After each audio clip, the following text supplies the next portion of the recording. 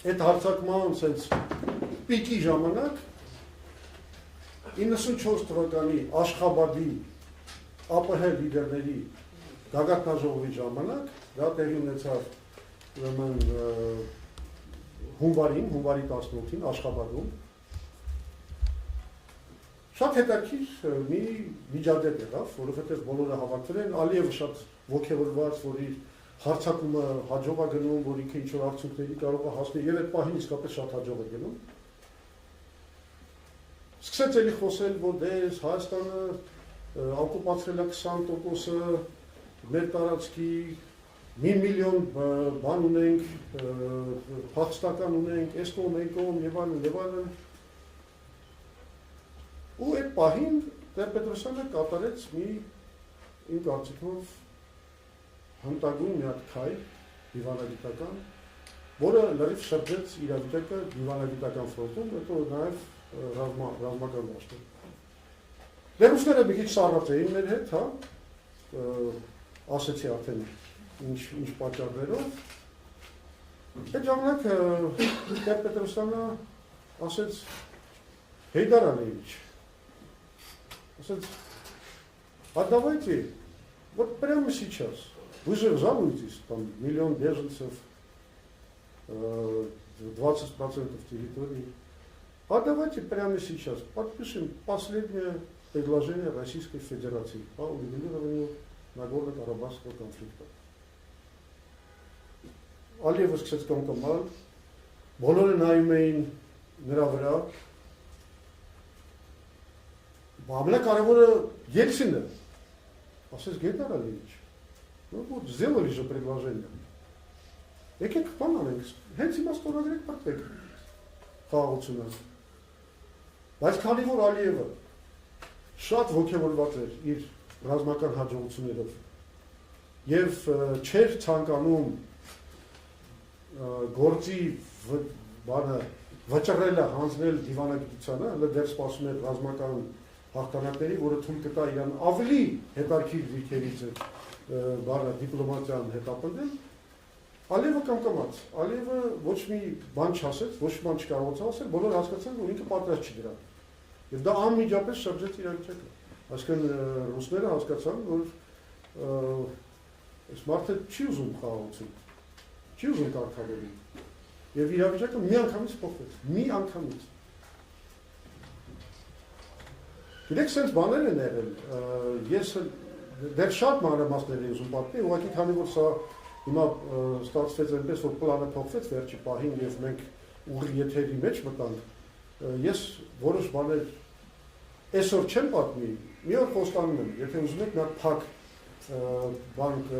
տենց խորհրդակցություն կհրավիրենք, ես այդ ամեն ինչը ձեզ կբացահայտեմ, ինչի չեմ ուզում հիմա ասել, որովհետև գիտեք ինչ վիճակ է Ադրբեջանում, այդ դատավարությունները, այդ հայատյացությունը, այդ ֆոբիան, այդ միջազգային դատարաններում այդ քաշքշուկները եւ այլն, ես չեմ ուզում որևէ ինֆորմացիա տալ, որը Ադրբեջանի կողմից կարող է օգտագործվել որպես ինչ-որ վկայություն կամ որպես ինչ-որ մի բան, որ կնպաստի իրանց գործերին,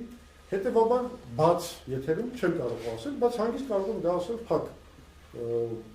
քննարկման ժամանակ։ Հա, հասանք, այդպես հասանք զինադատարին, Վազգեն Սարգսյանը եկավ ու Տեր-Պետրոսյանին ասեց, որ վերջ արունակամ են գնում, ամեն գնով զինադատար։ Եվ մենք ի բարեբախտություններ հասկացանք, որ նույնքան արունակամ վիճակում գտնվում է Ադրբեջանի բանակը, որտեղ իրանք ի վերջո համաձայնվեցին դրա։ Մի բան էլ ասել, ադրբեջանցիք արդեն շատ լավ էին սկսել կռվել։ Այդ 93 թվականի դեկտեմբերի 18-ից սկսած երբեք Ադրբեջանի բանակը այդքան լավ չի կռվել, քան այդ օրերին։ Ասում եմ, հսկայական զոհեր ունեցավ։ 2000-ից ավելի զոհ, հենց այդ ժամանակաշրջանում։ Ուրեմն այս միֆը բարեհաջող քանդեցինք, հա, իդեպ մի հատ էլ միֆ բանի հետ ձեռի հետ քանդենք, որ գիտեք, որ Սամվել Բաբանը չգիտես ինչի ասում է, որ ինքը չի ստորագրել զինադատար։ Նա ցույց տվի, հա, դա այս ստորագրությունն է իրավաց։ Տեսնում եք։ Ես ստորագրություն ինչ է ամեն այդ ասեք բայն մնացածներին է ուզում ասեմ դες ինչ տեխնոլոգիա կիրառեց Վլադիմիր Նիկոլաևիչ Կազիմիրովը, որը այն ժամանակ բան էր, գլխավոր մեդիատորն էր, գլխավոր բանակցողը։ Ինքը ֆաքսով ուղարկեց այս փաստաթուղթը բոլորին, Սերժ Սարգսյանը ստորագրեց իրանց այդ Աբիշևը, ով էր թե Մամեդը, չէ, Մամեդը չէր, արդեն Աբիշև։ Ստորագրեց Ադրբեջանի կողմից եւ Սամվել Բաբայանը Լեռնային Ղարաբաղի կողմից, հետո դա համատեղեցին մի փաստաթղթի մեջ։ Բայց սա Սամվել Բաբայանի ստորագրության Գուցե ուրիշ բան նկատի ունի։ Չէ, ոչ մի ուրիշ բան չէ։ Սա այն տեքստն է, սա ինչով է կարևոր։ Ես հիմա կբացատրեմ նաեւ։ Մյուսին դե ասած ասեմ, մյուս մի ֆակհանդման գործողության մեջ այդ կբացատրեմ, թե ինչի է սա կարևոր։ Այս ստորագրությունը եւ ինչ նպատակների ծառայ։ Չէ, ես մի փաստաթուղթ է։ Սա այն ինչ որ ստորագրել է մայիսի 12-ին, թե 11-ը դրած, հա, այնտեղ երկու բաները ստորագրման գործընթացները գնում էին, հետո դրանը դրվեց մայիսի 12-ի զինադադար։ Սա է դա։ Եվ Կազիմիրովի գրքում ինքը այդ օրիգինալը դրել է։ Մենք էլ ձեզ ներկայացնում ենք։ Ահա, հիմա անցնենք մյուս Հələ մինչև մյուսին անցնել էլի բան։ Ստե ես շատ մի հատ հետաքրքիր հարցադրում կուզենայի, կամ այդ մարդկանց, որ ասում են, որ Հայաստանը կարող պարտադրել կապիտուլյացիա։ Իրանց պատկերացմամբ մինչև ուր պետք է գնային, որ Ադրբեջանը կապիտուլյացիայի պայմանագրի։ Հա, այդ վերսալերը տարբեր են։ Մեկը պիտի գնայինք Բաքուն գրավեինք, մյուսը պիտի գնայինք գոնե մինչև Քուր, այդ վերցնեինք սա բանով, տենց չգիտեմ, մինչև Վրաստանի սահմանը կորցնել Ադրբեջանը, եւ այլն, տարբեր վերսալներ կան։ Հա, բայց մինչև Քուրը էլի չէին ստորագրել։ Իդեպ ասեմ, դեպի Քուրն օպերացիաներ եղել են, բայց բոլորը անհաջող են։ Դա էլ ասեմ։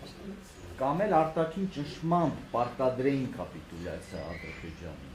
այդ տարբերակները։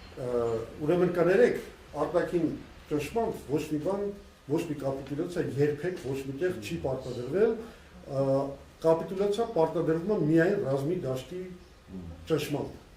Ուրիշ ձև կապիտուլյացիայի գոյություն չունի, աշխարհի պատմությունը դեռ չի հնարել։ Հիմա ես ուզում եմ անցնեմ, այս ուրեմն շատ կարևոր է, եթե ինչ-որ մեկը վերագրատում է այս փաստաթղթի կարևորությունը, ես հիմա կբացատրեմ սա ինչ է։ Այս է կապիտուլյացիան, որը վերածվեց Բուդապեշտյան բանի կապիտուլյացիայի։ Տեսնում եք, սա ինչ է։ Ուրեմն այս բանից հետո, երբ որ արդեն մենք հասանք մեր ռազմավարական նպատակներին, այսինքն մենք ունեցանք տևական զինադադար մերժելով Ադրբեջանի կողմից Ղարաբաղը իրեն ենթարկեցնելու բոլոր պատերազմական միջոցները, այսինքն հետ մղեցինք բոլոր հարձակումները եւ պահեցինք դիրքերը այն ռազմաճակատում, որը ամենահարմարն էր ռազմական առումով։ Դրան հետևեց մի փայլուն հաղթանակ, որը մենք ունեցանք ԵԱԿ-ի Բուդապեշտյան գազախտաժողովի ժամանակ, եւ ես ուզում եմ ձեզ ներկայացնեմ, ձեզ կթարգմանեմ, թե անգլերեն եք վերցրել, բայց կբացատրեմ ինչն է խնդիրը։ Ուրեմն Բուդապեշտյան գազախտաժողովը ընդունեց շատ կարևոր որոշումներ, որ այս ամենակարևոր դետալները ներկայացնեմ։ Նախ եւ առաջ ինքը ողջունեց եւ ըստ էության միջազգային լեգիտիմություն տվեց այս զինադադարի ceasefire agreed on 12 May 1994, այսինքն 1994 թվականի մայիսի 12-ին ստորագրված զինադադարի ողջույնն է եւ լեգիտիմիզացիան է։ Սա մեզ համար շատ կարեւոր է, որովհետեւ այս զինադադարում, այս զինադադարի տեքստում կա Սամվել Բաբայանի, այսինքն ըստ էության Լեռնային Ղարաբաղի ներկայացուցիչ ստորագրություն։ Հիմա ստեղ նաև իրենք կոնկրետ նշեցին այդ սա փաստաթղթում, որ մենք շնորհակալ ենք Ռուսաստանի Ֆեդերացիային այս զինադադարի կնքման համար։ Ու այսօր է կարևոր, որովհետև սա այս զինադադարը դառնում է ոչ թե ինչ-որ մի հատ փուճուր մի բան, որ Ռուսաստանը մեզ, ասենք, բերել է հաշտության բան եւ այլն, այլ որ ամբողջ միջազգային հանրությունը կանգնած է այս ամենի հետևը։ Մյուսը խնդրեմ, մյուս սլայդը։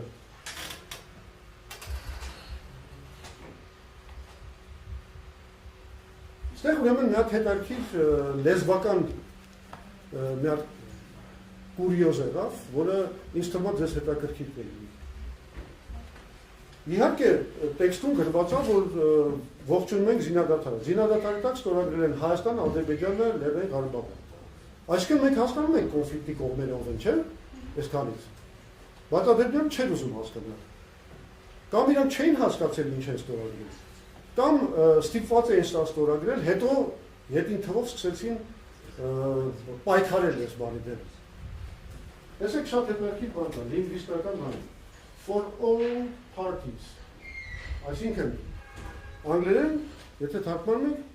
բոլոր կողմերի համար։ Ադրբեջանը երբ որ սկսեց հետագայում դեմագոգիաներ ու ասել, որ երկու կողմ կա, Հայաստանը ու Ադրբեջանը, ինչ Լեռնային Ղարաբաղը։ Նրանք բացատրեցին, որ all parties չի կարող կիրառվել, երբ որ կա երկու կողմ։ Եթե երկու կողմ է, դրան ասում են for both parties։ Այսինքն ես չգիտեմ իրանց, բայց մեզ որ հաստատ չէին ֆրացնի, որովհետև այս է շատ կարևոր։ Պետության ղեկավարը պետք է գրագետ լինի։ Լեզուներ հասկանա ենթատեքստեր, հասկանա ամեն բառի արժեքը։ Հիմա պես ստացվեց, որ ուրեմն Ադրբեջանում նման մարդիկ չկային։ Կամ հետագայում սկսեցին այդ դեմագոգիան խաղը։ Բայց քանի որ այդ դեմագոգիան իրանք շարունակեցին ահագին ժամանակ, մենք հասանք նրան, որ ԵԱԿ-ի գործող համանախագահողը այն ժամանակ Հունգարիայի արտգործնախարար Լասլո Կովաչը, ներողություն Սլովակիայի Լասլո Կովաչը արեց հետևյալ հայտարարությունը, պաշտոնական, հատուկ բանի ադրբեջանցիների համար եւ միջազգային հանրության համար։ Չէ, մի հատ մյուսը անցի, հետո հետ կգան դրան։ Մյուսը։ Էլի մյուսը։ Ես սխալ ուղղությամբ եք գրում, մյուս ուղղությամբ։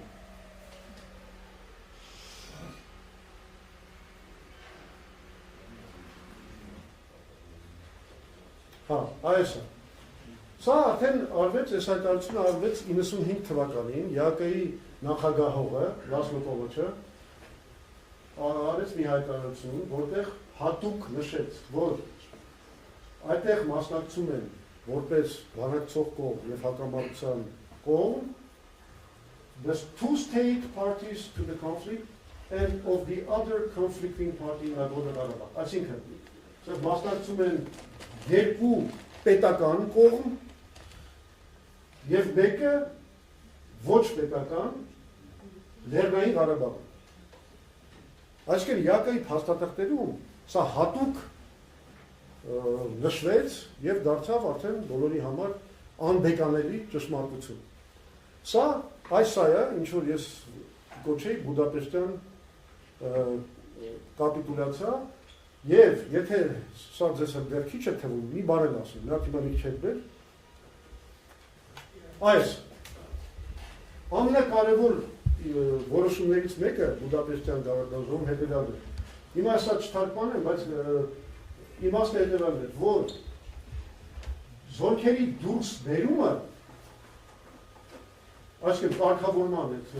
կարգավորման իրագործումը հնարավոր է միայն այն բանից հետո, երբ որ կտեղակայվեն միջազգային խաղաղարար ուժեր։ Բացատրեմ սրա կարևորությունը դիվանագիտական ինչու՞մ է։ Սա նշանակում է, որ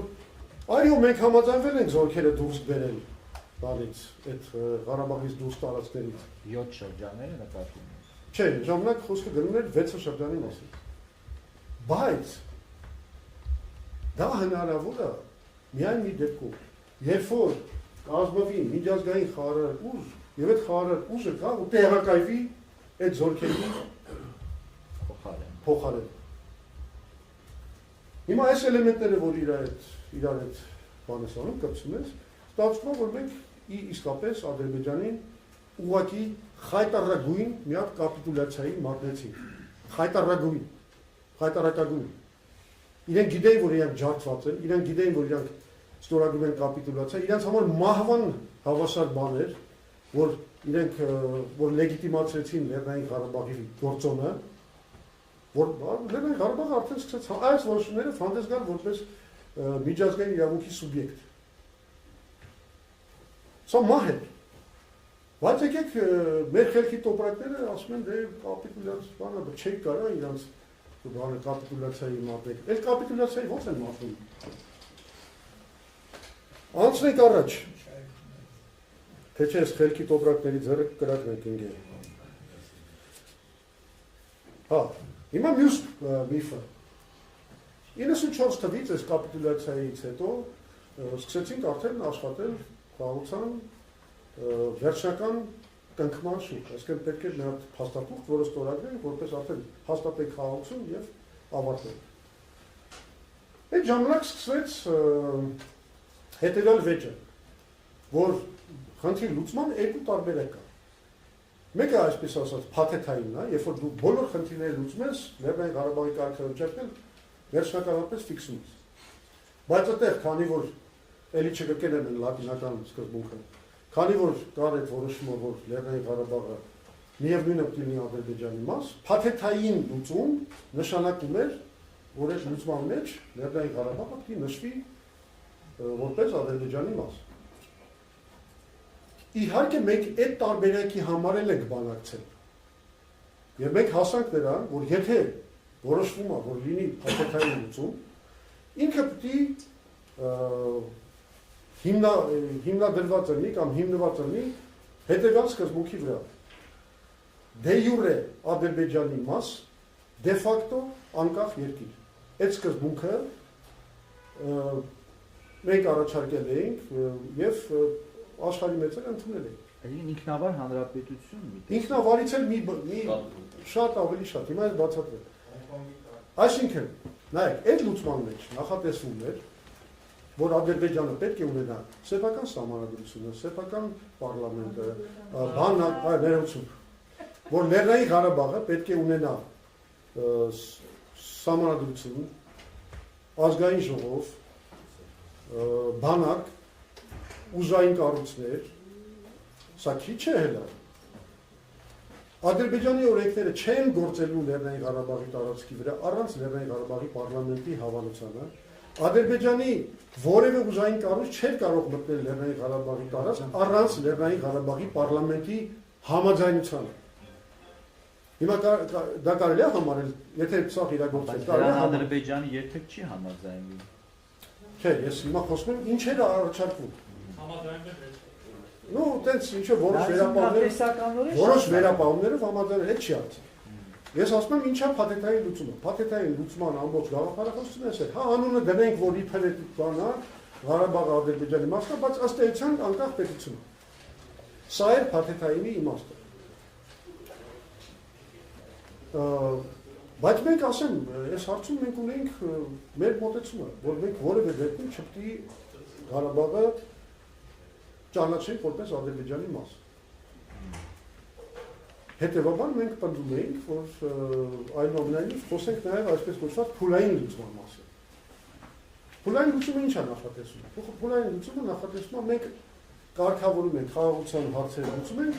եւ թողում ենք Լեռնային Ղարաբաղի կարգավիճակը որևէ կերպ չսահմանված։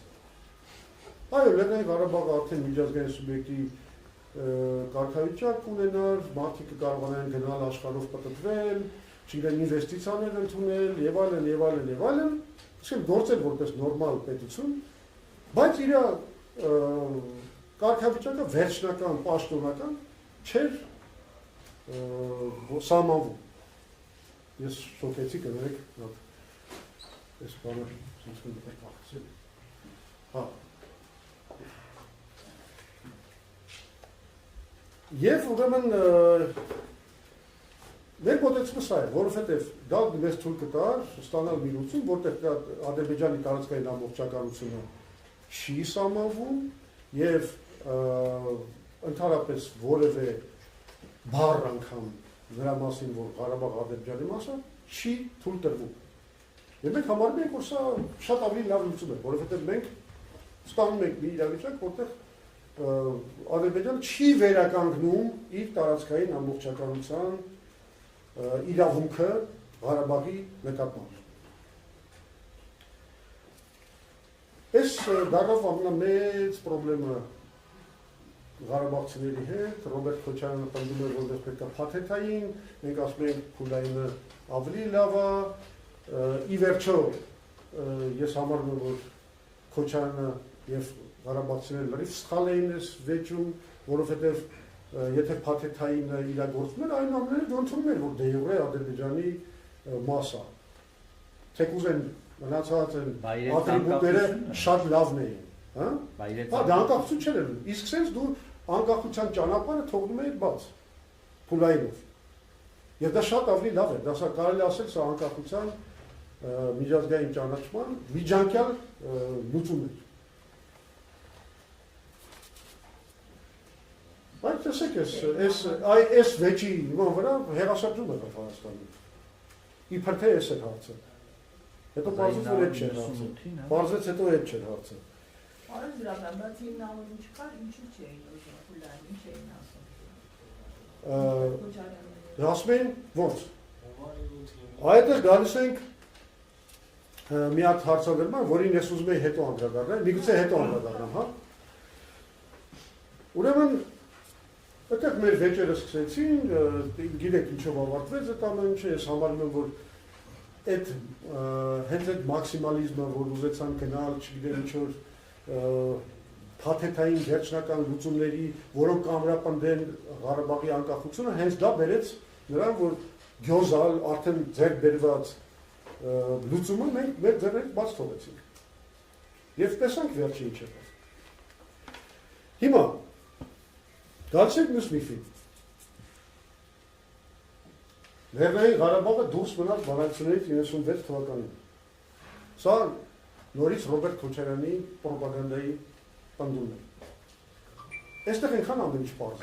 Իրանք ասում են, դե որ քանի որ Ժիրայր Լիպարյանը Գյուլուզադեի հետ 96 թվականին հա խոսում էին, իսկ Ղարաբաղցիք այդ բանակցություններին չէին մասնակցում, ուրեմն այդ ժամանակվանից բանը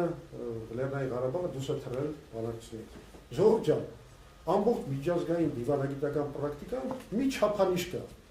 որոշելու, թե նշված միավորը կողմը բանակցությունների համարվում, թե չի համարվում։ Այդ չափանիշը շատ պարզ է։ Դու կողմ ես որևէ բանակցային process-ի, եթե քո որոշումից կախված է, թե այդ համաձայնությունը կայանում է, թե ոչ։ Եվ հենց այն Բուդապեշտյան գաղափարաժողովի որոշմանը համաձայն որևէ խաղաղություն կարող է կայանալ միայն մի դեպքում, եթե դրան հավանություն տար Հայաստանը, Ադրբեջանը եւ Լեռնային Ղարաբաղը։ Հետևաբար, այս 97 թվի Փուլային փաթեթայինները բերեցին եւ հանձնեցին եւ Երևանին եւ Բաքվին եւ Ստեփանակերտին։ Ավելին ասեմ, 1998 թվականի ընդհանուր պետությունը, այսինքն երբ որ արդեն Ռոբերտ Քոչարյանն էր իշխանությունը, բերվել է հանձնվել է Ռոբերտ Քոչարյանին, Արկադի Ղուկասյանին եւ ով էր այն ժամանակ այնտեղ, Հեյդար Ալիևին։ Այսինքն միջազգային հանրությունը այդ երեք կողմին ընդունել է Ռոբերտ Քոչարյանի օրոքել։ Հետևաբար հարցը պիտի ուղղենք Ռոբերտ Քոչարյանին։ Այդ երբ դադարեցվեց լինել։ Հարցը շատ պարզ է, դադարեց լինելը այն ժամանակ, երբ որ Քոչարյանը սկսեց Ադրբեջանի հետ այդ բաները, նեղրի փոխանակման այդ բոլոր տարբերակները, Քիվեստի տարբերակը վերլուծել, եւ ձեզ ասեմ, շատ պարզ բան է կատարվել, 100%-ով բան եմ ձեզ ասում, որտեղ գիտեմ ինչ ա եղել։ Ռոբերտ Քոչարյանը եկել է Արկադի Ղուկասյանին, ասել է, որ քանի որ մենք Քիվեստում քննարկենք մի փաստաթուղթ, որը ենթադրում է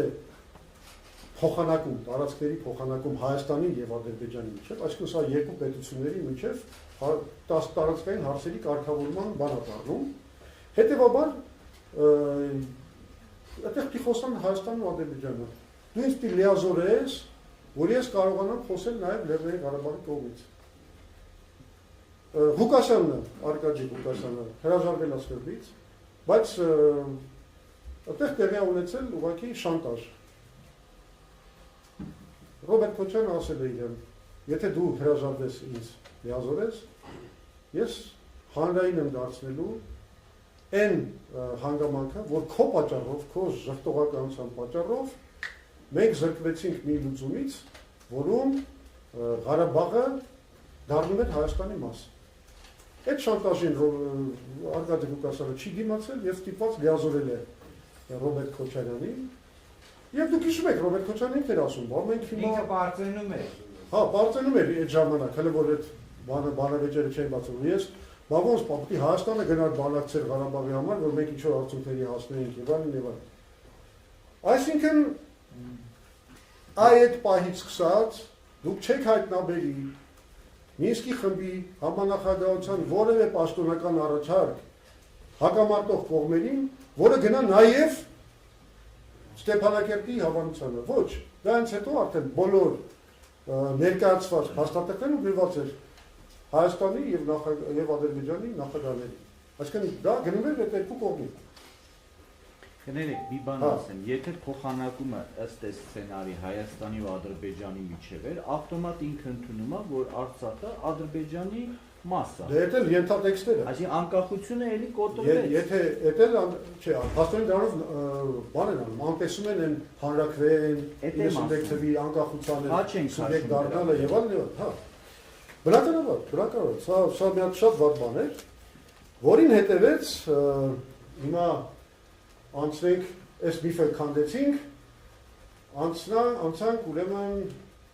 միֆ 6-րդին։ Ուրեմն մեզ ինչ են ուզում ասել, որ ինչ-որ պահից մեր ջանքերի շնորհիվ մենք ունեցանք հանրակրվեի այդ գաղափարը բանակցությունների մեջ։ Ճիշտ արդեն Ղարաբաղ չկա մեջից, արդեն Ղարաբաղը, այսինքն չգիտեմ ով ինչ ձեռք բերեց Քիվեստից, իրականում ոչ մի բան տեղի չունեցավ Քիվեստի հետևանքով, բացի մի բանից, որ Ղարաբաղը դուրս եկավ բանակցությունից։ Եվ սա շատ անհեռատես քայլ էր Քոչարյանի կողմից։ Հիմա եկանք այս պրահյան գործընթացին։ Տեսեք ինչ տեղի ունեցավ այս բոլոր ձախողումներից հետո 2004 թվականին Վարդան Օսկանյանը մի գաղափար ունեցավ Ռոբերտ Քոչարյանի հետ միասին, որ մի նոր process սկսեն այս բանակցությունների մեջ, որի ամբողջ գաղափարը հետևյալն է։ Լավ, ընդունում ենք, որ Փափուլայինը ճիշտ էր ու մենք չենք կարող ուրիշ լուծման հասնել։ Մենակ մի բան ենք ընդունում։ Եկեք մի հատ ֆրազ մտցնենք, հանրակրվեի մասին ֆրազ, որ Լեռնային Ղարաբաղի վերջնական կարգավիճակը կլուծվի ինչ որ մի բանի այդ հանրակրվեի հիման վրա։ Ոչ էլ պետք է դրա մեջ պարզություն մտցնենք, թե հարցը ոնց կլինի, արդյոք պետք է լինի Ղարաբաղում, թե Ադրբեջանում, թող ամեն կողմը ներկայացնի ոնց որ ուզում է։ Մեզ պետք է այստեղ Օսկանյանը ասած էր բանութագրում deliberate ambiguity, այսինքն դիտավորյալ անորոշություն, դիտավորյալ անորոշություն։ Այդ սկզբունքը կիրառվում է միջազգային դիպլոմատիայի մեջ, երբ որ մի հատ ինչ-որ ձևակերպում են տալիս, որը թողում է անորոշ էլեմենտներ եւ ամեն կողմը կարողանում է այդ անորոշության շնորհիվ հրճակել իր հաղթանակը։ Ասում են մենք սենց ենք հասկանում, այն կողմը ասում է, չէ, մենք էլ սենց ենք հասկանում։ Եվ ամբողջ գաղափարը էս էր, որ գրել որ ռեֆերենդումի հիման վրա է, որոշվելու Լեռնային Ղարաբաղի կարգավիճակը, Հայաստանը կասել, դե վсё, բրծավ, մենք արդեն տեսակ ինքնորոշումը բան արեցինք, երաշխավորեցինք, Ղարաբաղը հանրակրվեով իր կամքը կհաստատի, Ադրբեջանն ասել էր, հələ հո, միանք մի րոպե։ Ով ասեց, որ դա պիտի է Ղարաբաղի տարածքում լինի։ Ով ասեց, ինչ հարցեր կարող են այդտեղ լինել։ Ի վերջո մենք ենք թույլ տալու հարցի ձևակերպումը։ Կոպիտ ասած, երկուսը պիտի բան անեն, խոսեին իրենց հաղթանակի մասին եւ այդ անորոշության սկզբունքը դրվեց այս պրահյան գործընթացի մեջ։ Դրա համար այդ փաստաթղթերը այսուհետև արդեն ոչ թե մեծ տեքստի, մեծ խաղաղության տեքստի վրա են հիմնված, այլ այսպես կոչված basic principles, այսինքն հիմնական սկզբունքներ։ Մի քանի նախադեсությամբ այդ սկզբունքները պետք է արտացոլվեին, գնային ստորագրել։ Սա խաբեություն է իրականում, ասում եմ, ուղղակի բան է, սեփական ժողովուրդների վրա այս լուծումը ծախելու մի հնարավորություն։ Էլի վատ չէր եթե լիներ։ Էլի վատ չէ, որտեղ դա կլիներ նույն փուլայինի իրագործումը 97 թվի, բայց նա ձևակերպում կլներ, որ երկու կողմեր կներկայացնեին որպես իրենց հաղթանակ։ Հիմա այս փուչիկ էր, բայց այս փուչիկը հետո ունեցավ մեծ խնդրեմ։ Երբ որ փուչիկի հեղինակները հեռացան բանից, ասպարեզից, եկավ հանճարեղ Նիկոլ Փաշինյանը, մեծ տրիբունը, հեղափոխական մեծ լիդերը, որը ամեն ինչ ուզում էր սկսել իր կետից։ Ես չգիտեմ, դուք հիշում եք ազգային ժողովում ունեցած Նիկոլ Փաշինյանի մի ելույթ, որտեղ ինքը բացատրում էր, երբ որ իրեն ասեցին, լավ, կարող եք բացատրել, ինչ եք քննարկում այնտեղ Լեռնային Ղարաբաղի շուրջ։ Ինքը սկսեց, չգիտես ինչի տարօրինակ ձևով խոսալ նրա մասին, որ Ժորժ ջան, պատկերացրեք մի հատ իրավիճակ, որ դուք պետք է գնաք դեպի որ դուք պայմանավորվում եք ինչ-որ մեկի հետ, որ դուք գնում եք Սևան քաղաք Երևանից։ Բայց չեք պայմանավորվում, դրանից հետո գնում եք Իջևան, թե գնում եք, ասենք, Վարդենից։ Հիշում եք այդ ելույթը։ Չեք հիշում, չէ՞։ Դե հիշողներ կան։ Պետք է ուշադրություն դարձնել։ Իր գերչական ուրեմն ուղեղով նա փորձում էր բացատրել այս պրահյան սկզբունքները, որ կա ինչ-որ անորոշություն։ Հիմա մենք պայմանավորվում ենք մինչև Սևան գնալը, բայց մինչև հա, իսկ դրանից հետո ուր ենք գնալու։ Այսինքն Ադրբեջանի ուզածով թե մեր ուզածով, դա չենք որոշել։ Այսինքն մեզ պետք է ավելի հստակ բացատրություն։ Եվ ինքը արեց դիվանագիտության մեջ ամենաչտեսնված հիմար քայլերից մեկը։ Ինքը դիմեց Մինսկի խմբի համանախագահներին, խնդրելով մեկնաբանել դիտավորյալ անորոշ թողնված դրույթները, այսինքն մեկնաբանել անմեկնելի։ Սրանից հիմար քայլ մեծ հիմարություն դիվանագիտության մեջ արված չէր, որովհետև հաները Մինսկի խմբի համանախագահները չունեին մեկնաբանություն, ամբողջ իմաստը հենց այն էր, որ այդ ձևակերպումները պետք է մնան այդպեսի անորոշ, բայց Նիկոլ Փաշինյանը պահանջում էր։ Մեկնաբանեք հասկանանք, ես ուր եմ հասնում, ուր եմ գնում։ Այնքան պնդեց այս բաները, որ մենք եկանք արդեն մյուս միֆի ջախջախելուն։ Ինչ ասում։ Հիմա ասում է, չէ՞, այս 2019 թվի այդ հունիսի կամ ապրիլի պլանները ին բանակցածը չի։ Լսել եք, չէ՞ այդ բանը։ Ես չեմ բանակցել դες բան։ Հիմա ես իրաց ստիպված պիտի բացատրեմ, որ ինքը հենց այդ է բանակցել, երբ որ ինքը դիմել է բաներին, Մինսկի խմբի համանախագահներին, խնդրելով ճշգրտել իրաց դիրքորոշումը դիտավորյալ անորոշ թողնված կետերի նկատմամբ։ Այդ մարդիկ, ոնց որ ասում են seasoned diplomat, լսել եք դες արտասում, փորձառու դիպլոմատները աշխարհի ամեն ինչ տեսած, ասել բան չէին տեսել։ Իրանք հասկացան, որ գործ ունեն մի մարդու հետ, որին պետք է խոսել մի քիչ ավելի պրիմիտիվ լեզվով։ Պրիմիտիվ, որ իր համար հասկանալի լեզվով։ Այդ աբստրակցիայի մակարդակը Նիկոլ Փաշինյանը չունի, իրան չես կարող բացատրել, այդ ինչ է, այդ անմեկնաբանելի բանը, դիրդրույթները եւ այլն եւ այլն։ Եվ ուրեմն որոշեցին պրիմիտիվացնել այն մակարդակի, որ Փաշինյանը հասկանա։ Այդտեղ ծնվել է 2019 թվի պլանը, որի հարց հետևյալն է, այդ բոլոր բաները, անորոշությունները դիտավորել հանում ենք, բարձրացնում ենք։ Ասում ենք հետևյալը, ուրեմն 5 շրջանը հիմա ես վերադարձում։ Իսկ Քելբաջարը եւ Լաչինի ոչ միջանցքային մասը վերադարձնում ես այն ժամանակ, երբ որ փոխընդունելի համաձայնություն ձեռք կբերվի Լեռնային Ղարաբաղի վերջնական կարգավիճակի շուրջ։ Ասեմ ձեզ, սա ինչ որ առումով ավելի ընդունելի պլան էր, իրականում շատ նպաստավոր պլան էր։ Դրա իդեան որն է։ Իհարկե, իբր թե դու ասում ես, հա, 7 շարժությունից պիտի դուրս գամ, հա, այդ տարբեր этаպների։ Բայց իրականությունը հետևյալն է, եթե դու այս պլանը իրականացնում ես, կատարվում է հետևյալը։ 5 շրջանից դուրս ես գալի, Լեռնային Ղարաբաղը, Քելբաջարը եւ Լաչինը մնում են հայկական վերահսկողության ներքո, որից հետո չգիտեմ, սերունդներ կարող բանակցել Լեռնային Ղարաբաղի կարգավիճակի շուրջ վերջնական եւ Ադրբեջանը ունենալու էր հետեւյալ երկընտրանքը։ Կամ ինքը պիտի հաշտվեր այդ իրավիճակի հետ, որ Քելբաջարը ու Լաչինի միջազգից դուրս մասը մնում է հայկական վերահսկողության հետ, կամ եթե չեն ուզում հաշտվել դրա հետ,